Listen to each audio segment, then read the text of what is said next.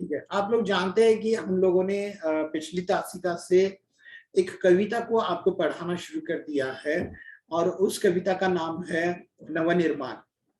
नवनिर्माण कविता जो कि एक चतुष्पदी है, और ये जो चतुष्पदी नाम की साहित्यिक विधा है वह आप लोगों के लिए संभवतः नहीं होगी, लेकिन फिर भी मुश्किल बिल्कुल नहीं है। ये बिल्कुल सी आसान ऐसी साहित्यिक विधा है जिसकी विशेषताओं को लेकर के हमने पिछली तासिका में भी आपके सामने बातें रखी थी कि इसमें कुल मिलाकर 4 चरण होते हैं, पहली, दूसरी और पहला, दूसरा और चौथा चरण, जिसमें कि तुकबंदी होती है।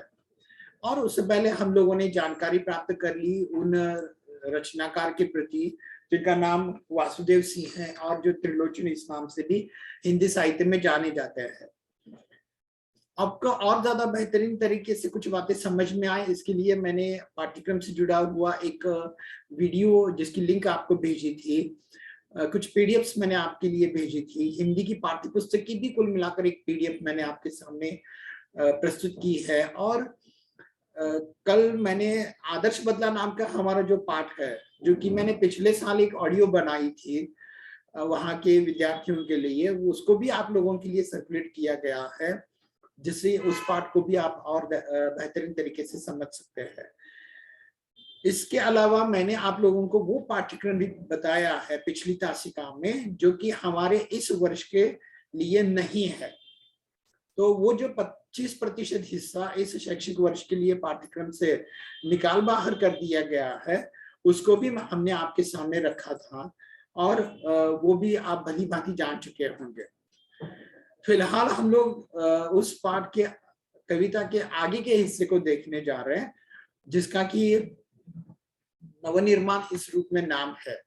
तो ये जो नवनिर्माण नाम की कविता, जिसका हिस्सा मैंने इससे पहले आपके सामने कुछ हद तक रखा है, उसमें हम देख चुके हैं कि यह एक प्रेरणादायक ऐसी कविता है। इसमें कुछ बात कवि अपने तरीके से कुछ बातें हमारे सामने रखता है, जिसमें हमने ये देखा कि उस काव्य के हिस्से में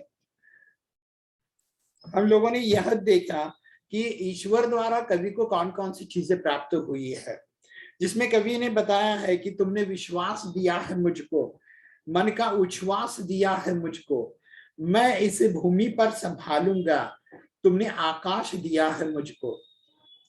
दूसरी जो चतुष्पदी हमने देखी, उसमें हमने देखा है कि सूत्र यह तोड़ नहीं सकते, तोड़ कर जोड़ नहीं सकते, व्योम में जाए कहीं भी उड़ जाए, भूमि को छोड़ नहीं सकते। इन दो हिस्सों में कवि ने एक तरफ तो ईश्वर द्वारा प्राप्त उनको जो भरोसा, जो विश्वास, जो प्रोत्साहन है, उसकी बात की है और उसको नहीं छोड़ने की बात की है। और दूसरे चतुष्पदी में यहाँ बात की गई है कि मनुष्य कितना भी बड़ा क्यों ना हो जाए, मनुष्य कितना भी खुद को महान क्यों न समझे, कामयाबी की नई नई बुलंदियों पर ही क्यों ना वो चला जाए, लेकिन उसको अपनी नींव, अपनी जमीन, अपनी जड़, अपनी भूमि को बिल्कुल नहीं छोड़ना चाहिए, अर्थात उसको सरल, सामान्य और धरती पर बना हुआ ही रहना चाहिए। यह हिस्सा हमने 2 चतुष्पदियों में इससे पहले देख लिया है। अब आपको स्क्रीन पर पाठ्यक्रम की वह पुस्तक मैं दिखाना चाहता हूँ, जिसके माध्यम से आप लोगों को जो है वह और ज्यादा बेहतरीन तरीके से कुछ बातें समझ में आ जाए।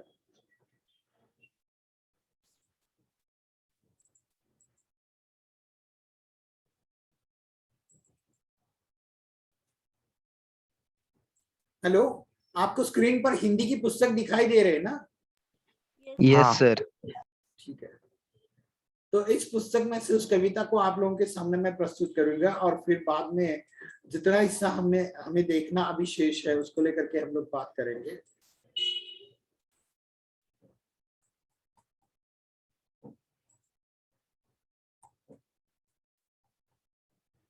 ये जो कविता है, इस कविता को हम इस शैक्षिक वर्ष की आरंभिक रचना के रूप में ही देख रहे हैं, इसलिए इसको और ज्यादा बेहतरीन तरीके से आपके सामने रखना मेरी अपनी जिम्मेदारी है। इसके लिए मैं जानता हूं कि हमारा कुछ समय जा रहा है, लेकिन बावजूद इसके हम इसको बेहतरीन तरीके से ही समझेंगे।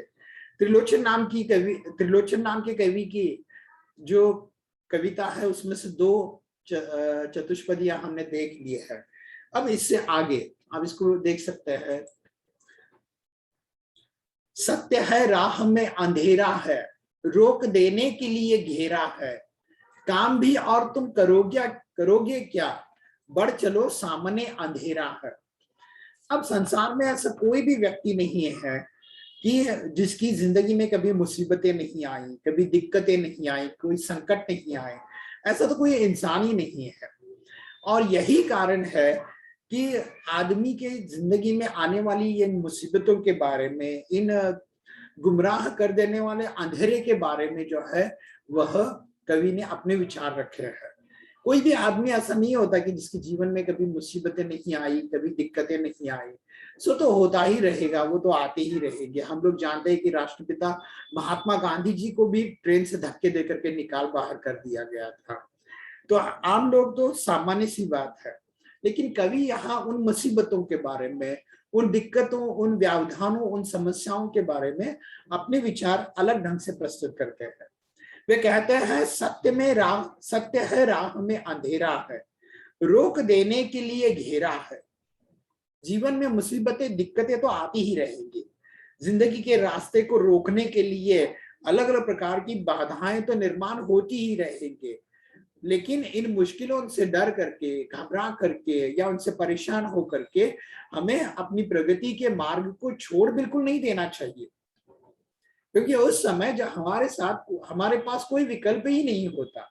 इन मुसीबतों को पार करते हुए, इन मुसीबतों से टकराते हुए हमें आगे बढ़ना चाहिए, और उसके अलावा हमारे पास कोई और रास्ता बच ही नहीं जाता।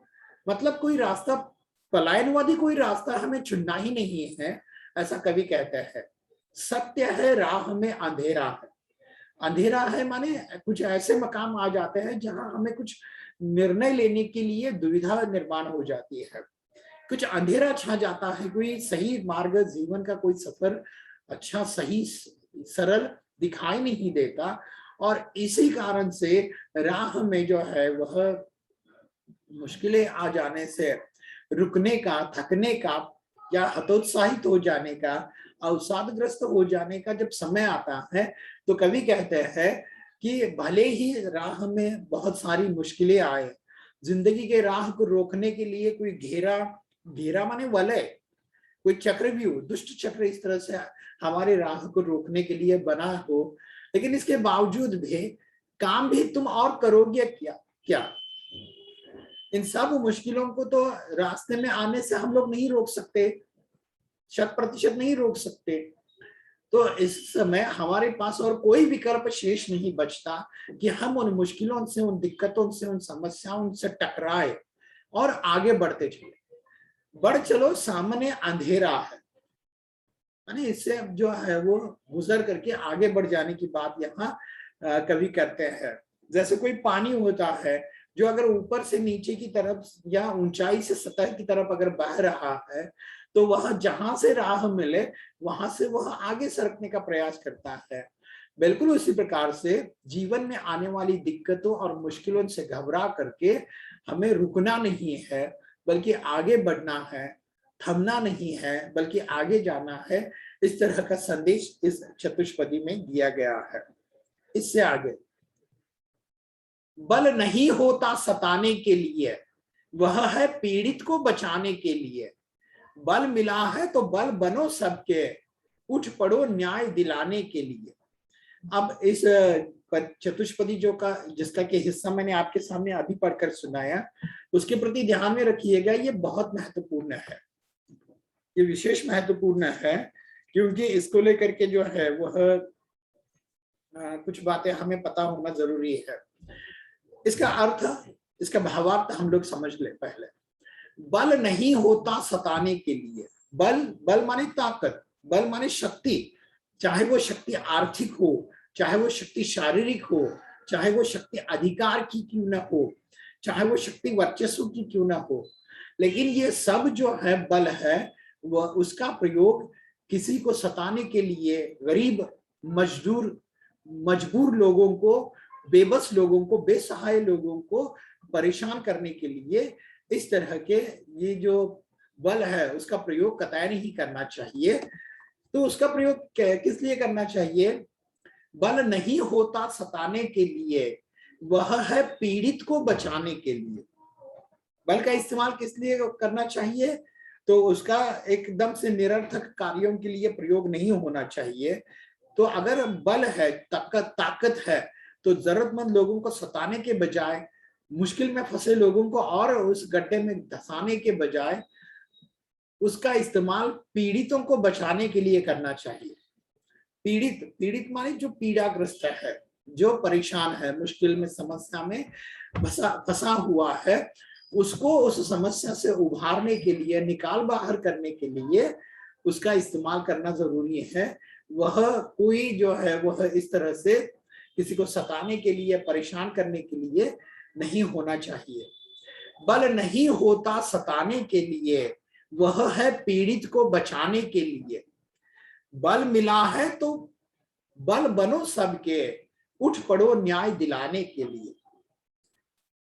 ताकत का इस्तेमाल किसी को सताने के लिए नहीं होना चाहिए, पीड़ितों को मुश्किल से उभारने के लिए, निकाल बाहर करने के लिए इसका उपयोग होना चाहिए।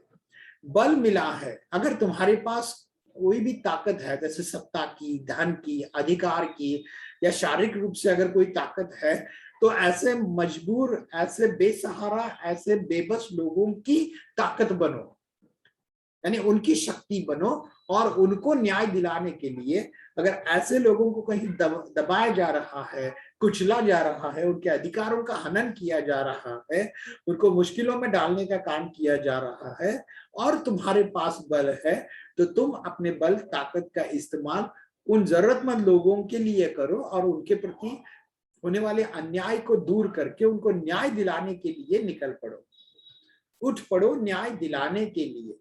तो ताकत का इस्तेमाल किस रूप में होना चाहिए और किस रूप में नहीं होना चाहिए, इन दोनों बातों को यहां हमारे सामने रखा गया है। तो अब तक हमने जो हिस्सा देखा उसको मैं फिर से एक बार आपके सामने पढ़कर सुना दूं। इससे पहले के हिस्से में हमने देखा, तुमने विश्वास दिया है मुझको, मन का उच्छ्वास दिया है मुझको, मैं इसे भूमि पर संभालूंगा, तुमने आकाश दिया है मुझको। सूत्र यह तोड़ नहीं सकते, तोड़ कर जोड़ नहीं सकते, व्योम में जाए कहीं भी उड़ जाए, भूमि को छोड़ नहीं सकते। सत्य है राह में अंधेरा है, रोक देने के लिए घेरा है, काम भी और करोगे क्या, बढ़ चलो सामने अंधेरा है। बल नहीं होता सताने के लिए, बल नहीं होता सताने के लिए, वह है पीड़ित को बचाने के लिए।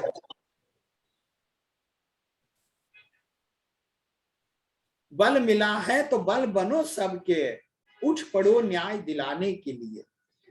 कमजोर आदमियों की मदद के लिए ताकत का इस्तेमाल होना चाहिए, और जीवन में आने वाली मुश्किलें, दिक्कतें और परेशानियों से परास्त होकर के हमें रुकना नहीं चाहिए, राह नहीं छोड़नी चाहिए। इस तरह की बात इन दो चतुष्पदियों में रखी गई।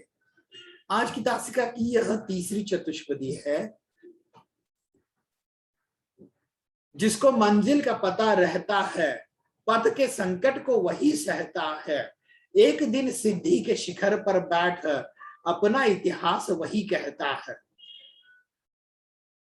फिर से एक बार मैं पढ़ूं, जिसको मंजिल का पता रहता है, पथ के संकट को वही सहता है, एक दिन सिद्धि के शिखर पर बैठ अपना इतिहास वही कहता है।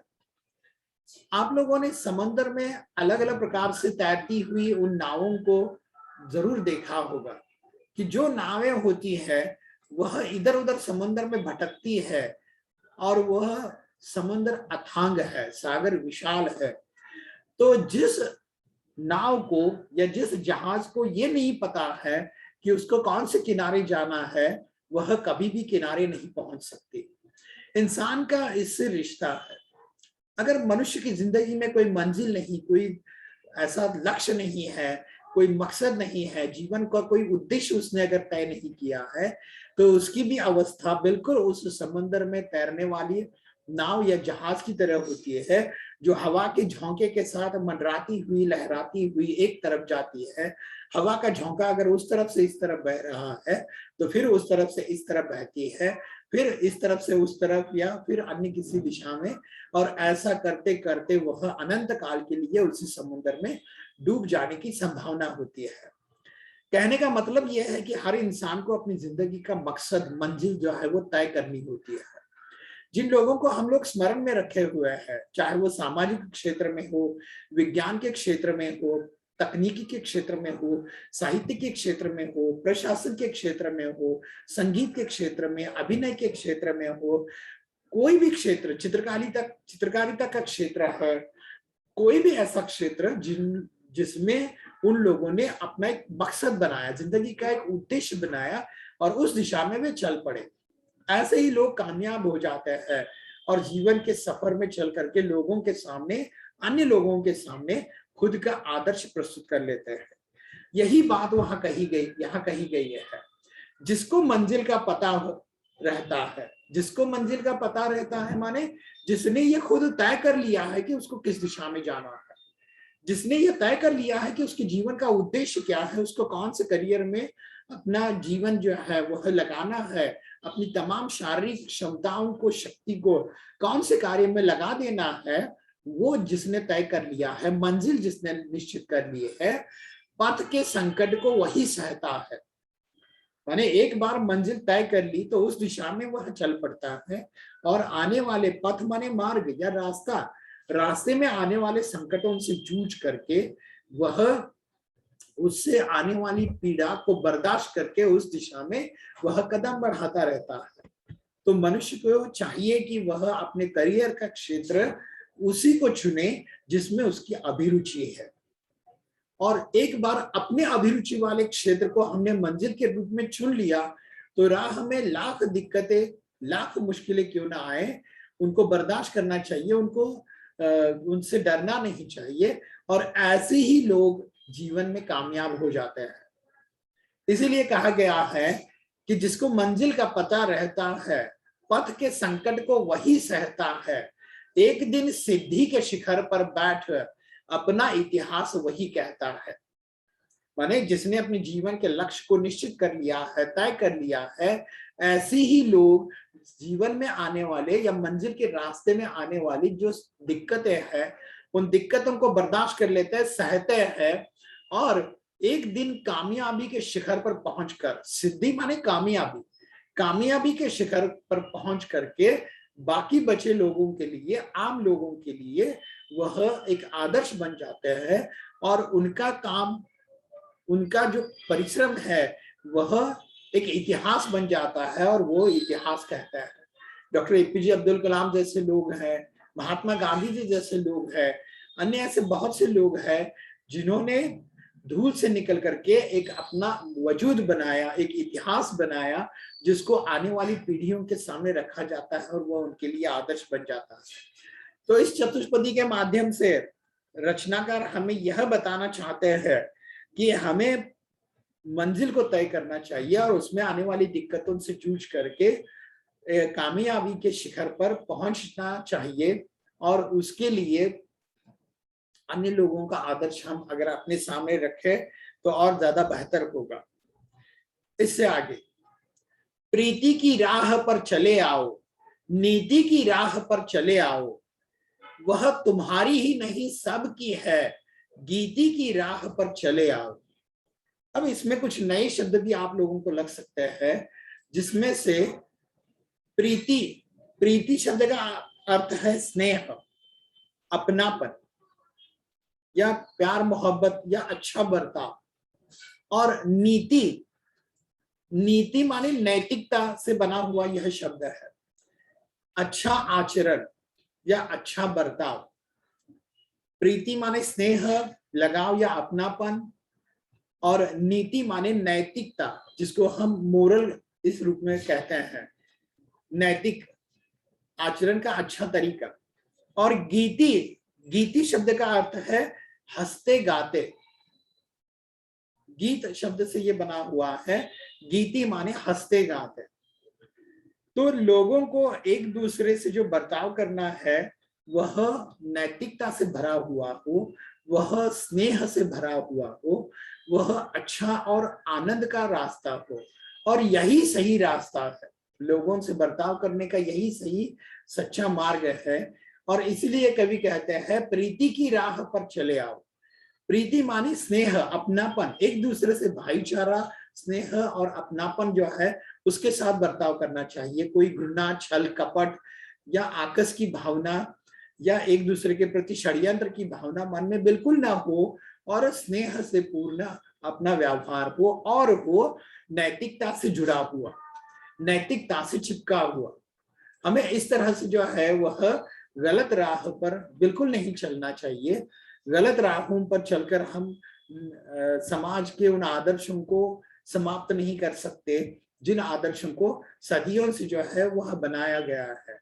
तो कवि उपदेश देते हुए कहते हैं कि अच्छे बर्ताव को करते रहे हम लोग, नैतिकता से भरे हुए आचरण को हम लोग करते रहे, क्योंकि वह तुम्हारी ही नहीं सबकी है। ये जो रास्ता है, ये जो अच्छाई का मार्ग है, ये जो नैतिकता का मार्ग है, वह सिर्फ मेरा और तुम्हारा नहीं है। तो सब लोग इस राह पर चले, तब जाकर के समाज सुचारू रूप से चल सकता है, अच्छा बर्ताव कर सकते हैं लोग, तभी जाकर के यह समाज एक आदर्श लोगों के सामने प्रस्तुत करेगा। और दुख से भरे, षड्यंत्र से भरे हुए जीवन से बेहतर तो यह है कि गीति की राह पर चले आओ। गीति माने हंसते गाते खुलकर आनंद से, स्नेह और उत्साह से भरी हुई जिंदगी हम लोग बसर करें। हम लोगों को ये बिल्कुल नहीं चाहिए कि हम लोग अनैतिकता और दुराचार की का बर्ताव करते रहे। तो यह एक अच्छा उपदेश है, यह एक अच्छा संदेश इस चतुष्पदी के माध्यम से हमारे सामने रखा गया है कि हमें स्नेह, भाईचारा और अपनेपन से पेश आना चाहिए। हमारी भारतीय संस्कृति में तो विश्व बंधुत्व की भावना हमने देखी है। वसुधैव कुटुंबकम का संदेश भारत ने पूरे विश्व को दिया है, तो हमारे बर्ताव में अच्छापन होना चाहिए। इससे आगे की जो चतुष्पदी है वह कुछ इस प्रकार से है। साथ निकलेंगे आज नर नारी, लेंगे कांटों का ताज नर नारी, दोनों संगी है और सहचर है, अब रचेंगे समाज नर नारी। फिर से एक बार मैं आपके सामने ये रख दूं, साथ निकलेंगे आज नर नारी, लेंगे कांटों का ताज नर नारी, दोनों संगी है और सहचर है, अब रचेंगे समाज नर नारी। इस चतुष्पदी में बात की गई है स्त्री पुरुष समानता की। हम जानते हैं कि स्त्री और पुरुष या नारी और पुरुष जो है वह इस समाज के रथ के दो पहिए हैं, जो साथ साथ चलकर ही समाज को विकसित दिशा में ले जा सकते हैं। सदियों से नारी को पुरुषों के अनुपात में निम्न स्तर का, कम महत्व का या गैर जरूरी या घर की दहलीज के अंदर की चूल्हे चौके तक सीमित रखा गया, जिससे हमारा समाज पिछड़ गया। एक मनुष्य होने के नाते, एक इंसान होने के नाते उनका भी अपना वजूद है, विचार है, उनकी भी भावनाएं हैं और उनका आदर किया जाना चाहिए। और यही कारण है कि आज ऐसा समय आ गया है कि जहां नर और नारी को कम और अधिक महत्व के इस रूप में भेदभाव के साथ न प्रस्तुत करते हुए साथ चलने की बात की है, स्त्री पुरुष समानता की बात यहाँ की गई है। कवि कहते हैं साथ निकलेंगे आज नर नारी। हम जानते हैं कि लगभग सभी क्षेत्रों में पुरुषों के समान स्त्रियां जो है वो अपना काम कर रही है, अपना करियर कर रही है। तो यह जो समानता है, यह जो सामाजिक समानता है, उसकी बात यहाँ की गई है। लेंगे कांटों का ताज नर नारी। कांटों का ताज लेंगे माने समाज में के उन्नति के रास्ते में जितनी भी समस्याएं आएंगी, जितनी भी जटिलताएं आएंगी, जितनी भी दिक्कतें आएंगी, उन दिक्कतों को समान रूप से बर्दाश्त करेंगे नर और नारी। माने दोनों समान रूप से जो है वह उन मुसीबतों का सामना करेंगे। माने कोई कमजोर नहीं है, कोई अधिक बल वाला और कोई कम बल वाला, इस तरह का कोई भेद ही नहीं है। स्त्री और पुरुष समान है, दोनों आज साथ निकलेंगे, समाज की समस्याओं का सामना घुल मिलकर करेंगे, एक साथ करेंगे, क्योंकि दोनों संगी है और सहचर है। सहचर माने साथ चलने वाला, साथ चलने वाला, कदम से कदम मिलाकर चलने वाला। संगी माने साथी, मित्र। स्त्री और पुरुष आज जो है वह साथी है। साथी माने दोनों साथ है, कम ज्यादा या अधिक महत्व और कम महत्व वाला ऐसा कोई भेद नहीं है। दोनों सहचर है, जीवन के रास्ते पर चलने वाले दोनों समान रूप के यात्री है। और यही वजह है कि समाज की उन्नति के लिए दोनों अब समाज रचेंगे। समाज रचेंगे माने समाज की उन्नति में दोनों का योगदान समान रूप से रहेगा। कम अधिक की भावना नहीं रहेगी, बलवान और निर्बल की भावना नहीं रहेगी, क्योंकि ये दोनों जो है वह संगी है, सहचर है, साथी है। समाज के रास्ते में आने वाली दिक्कतों का सामना करने की क्षमता इन दोनों में समान रूप से मौजूद है। अब इससे आगे, वर्तमान बोला अतीत अच्छा था, प्राण के पथ का मीत अच्छा था, गीत मेरा भविष्य गाएगा, यूं अतीत का भी गीत अच्छा था। अब ये जो चतुष्पदी है उसको समझने से पहले हम लोगों की धारणाओं को समझना जरूरी है। हम लोग ऐसा कहते हैं कि जो बीता हुआ गुजरा हुआ भूतकाल है, समय है, वो आज की तुलना में अच्छा था, उज्जवल था, आनंददायी था। ऐसे विचार हम लोग बड़े बुजुर्गों से बहुत बात सुनते आए हैं और यही बात यहाँ की गई है। वर्तमान बोला अतीत अच्छा था, अतीत माने भूत का, गुजरा हुआ समय, बीता हुआ काल। वर्तमान बोला कि अतीत अच्छा था, प्राण के पथ का मीत अच्छा था। मीत माने मित्र, दोस्त या साथी। वर्तमान कहता है कि गुजरा हुआ समय अच्छा था। आज हम लोग कहते हैं कि बीता हुआ इतिहास या बीता हुआ समय जो है वह काफी अच्छा था। प्राण के पथ का मीत अच्छा था। प्राण के पथ का मीत इस रूप में कि जो गुजरा हुआ समय है उस गुजरे हुए समय के साथ कुछ समय वर्तमान साथ साथ चला है।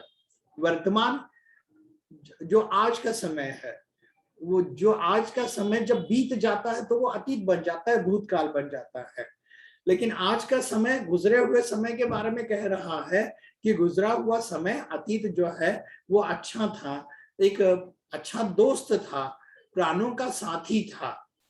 और गीत मेरा भविष्य गाएगा, यो अतीत का भी गीत अच्छा था। वर्तमान क्या कह रहा है कि जो गुजरा हुआ समय था वो अच्छा था, लेकिन वह एक अच्छा साथी भी था और साथ निभाने वाला अच्छा दोस्त भी था। और वर्तमान ये भी कहता है कि भविष्य में जब हम अतीत हो जाएंगे, आज का समय आने वाले समय में भूतकाल हो जाता है, तो आने वाले समय में जब हम लोग अतीत हो जाएंगे तो हमारा भी बिल्कुल उसी प्रकार से गुणगान होगा और कहा जाएगा कि अतीत का गीत भी बहुत ही अच्छा था। माने आज का समय जो कि वर्तमान है, कुछ समय बाद वो भूतकाल हो जाता है और आने वाला समय जो भविष्य काल है वह बाद में वर्तमान हो जाता है, जब वो घटित होने लगता है तब। तो आज का समय गुजरे हुए समय के बारे में ये कहता है कि वह अच्छा था, एक अच्छा साथी, एक अच्छा दोस्त था। लेकिन ये भी सच है कि आज जो वर्तमान है उसके बारे में आने वाला भविष्य भी यही कहेगा कि गुजरा हुआ समय अच्छा था, अर्थात आज का वर्तमान जो एक समय में अतीत बनने वाला है वह भी एक अच्छा दोस्त था, अच्छा साथी था और उसका भी गीत होगा, उसका भी गुणगान होगा।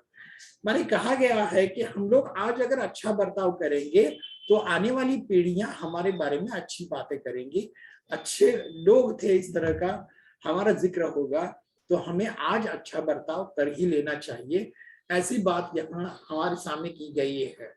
तो इस तरह से जो है वो एक कविता हमने आपके सामने रख दी, जिसको मैं फिर से एक बार आपके सामने पढ़कर सुना दूं। तुमने विश्वास दिया है मुझको, मन का उच्छ्वास दिया है मुझको, मैं इसे भूमि पर संभालूंगा, तुमने आकाश दिया है मुझको।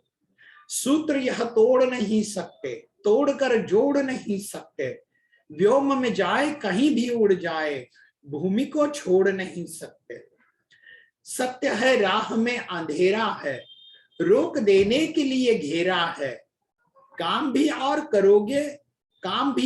तुम करोगे क्या, बढ़ चलो सामने अंधेरा है। बल नहीं होता सताने के लिए, वह है पीड़ित को बचाने के लिए।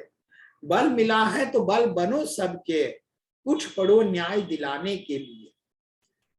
जिसको मंजिल का पता रहता है, पथ के संकट को वही सहता है। एक दिन सिद्धि के शिखर पर बैठ अपना इतिहास वही कहता है। प्रीति की राह पर चले आओ, नीति की राह पर चले आओ, वह तुम्हारी ही नहीं सबकी है, गीति की राह पर चले आओ। साथ निकलेंगे आज नर नारी, लेंगे कांटों का ताज नर नारी। दोनों संगी है और सहचर है, अब रचेंगे समाज नर नारी। वर्तमान बोला अतीत अच्छा था, प्राण के पथ का मीत अच्छा था। गीत मेरा भविष्य गाएगा, यो अतीत का भी गीत अच्छा था। इस तरह से ये जो कविता है वो हमने आपके सामने रख दी। अब इसमें जो आकलन कृतियां है जिसमें बल इसके लिए होता है, तो उसका उत्तर है पीड़ितों को बचाने के लिए और न्याय दिलाने के लिए। जिसको मंजिल का पता रहता है वह मार्ग के संकट को वही सहता है, और सिद्धि के शिखर पर पहुंच करके वह अपना इतिहास कहता है। शब्द संपदा के अंतर्गत नीति, इसमें जो है वो उपसर्ग युक्त शब्द बना करके उसका वाक्य में प्रयोग करना है, वो वाक्य अर्थपूर्ण होना चाहिए। तो नीति के लिए शब्द है अनीति, हमने उपसर्ग लगा दिया, तो उससे जुड़ा हुआ वाक्य है अनीति का मार्ग हर किसी को संकट में ही ले जाता है। बल, बल के लिए उपसर्ग शब्द है निर्बल। निर्बलता मनुष्य की सबसे बड़ी कमजोरी है, ऐसा वाक्य बनाया जा सकता है। हाँ, चतुष्पदियों का रसास्वादन ये बात है। उससे पहले अभिव्यक्ति, तो अभिव्यक्ति से जुड़ा हुआ जो प्रश्न है वो दो इस प्रकार से है। धरती से जुड़ा रहकर ही मनुष्य अपने लक्ष्य को प्राप्त कर सकता है। इस विषय पर अपना मत प्रकट कीजिए। माने इंसान कितना भी बड़ा क्यों न हो जाए, उसको अपना वजूद, अपनी धरती, अपनी जमीन, अपने लोग, इनसे जो है वह अलग नहीं होना चाहिए। इससे आगे समाज का निर्माण, नवनिर्माण और विकास नर नारी के सहयोग से ही संभव है। इस पर अपने विचार व्यक्त कीजिए। ये समानता वाली बात है जो कि यहाँ की गई है। इससे आगे निम्नलिखित मुद्दों के आधार पर चतुष्पदियों का रसास्वादन कीजिए। तो यह जो रसास्वादन है वो इन मुद्दों के आधार पर करना जरूरी है। इसके अलावा साहित्य संबंधी सामान्य ज्ञान में चतुष्पदी के लक्षण और त्रिलोचन के दो काव्य संग्रह, जिसका हमने कवि परिचय के अंतर्गत हिस्सा देखा है। वाक्य शुद्धिकरण के लिए कुछ वाक्य दिए गए हैं जिनमें कुछ व्याकरणिक अशुद्धियां हैं, कुछ वाक्यों में एक से ज्यादा है। इसको और बेहतर तरीके से समझकर हम इसका व्याकरणिक शुद्धिकरण कर सकते हैं। फिलहाल हम लोग यहाँ रुक जाते हैं। आपकी